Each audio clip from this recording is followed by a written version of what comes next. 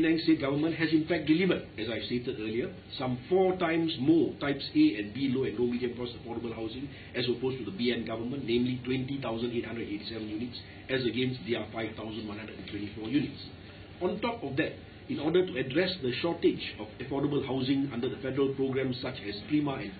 PPA 1M to Penang, the Penang State Government has in the pipeline at the moment some 14 projects which will see some 26,522 units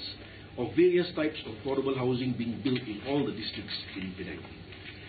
The Penang State Government has also been closely working with the private sector,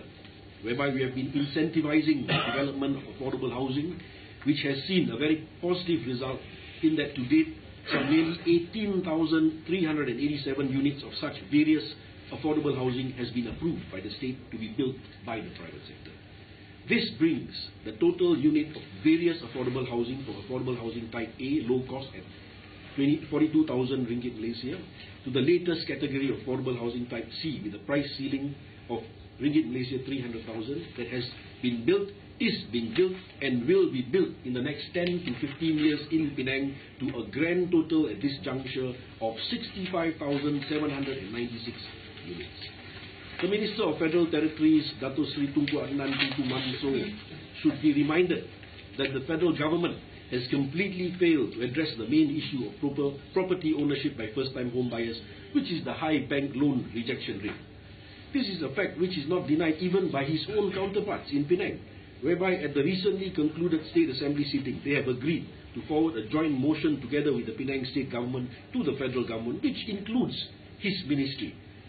to look into and overcome the issue of this high loan rejection rate for first-time home buyers. Very clearly, it would seem that the Barisan Nasional is completely not in sync with one another at federal and state level. Clearly, the Federal Territories Minister is unaware of what his counterparts had agreed to in Penang. He is also unaware of the fact that they have not denied the Penang State Government's announcement in the State Assembly by me of the numbers of the various types of affordable housing, including affordable housing types A and B, low and low medium cost, that has been built, is being built, and that will be built in Penang. Just as he is unaware of that fact amongst his own counterparts, I challenge him to ask them, namely his counterparts in Penang, not just UMNO but also Gerakan, MCA and MIC, if they are agreeable to Penang becoming a federal territory. Clearly, the representatives of UMNO in Penang at this point in time, having regard to their own minister's suggestion that Penang be made a federal territory, have no right to request for a further mandate by way of a general election in Penang and should step down immediately if they agree with this suggestion by their said minister.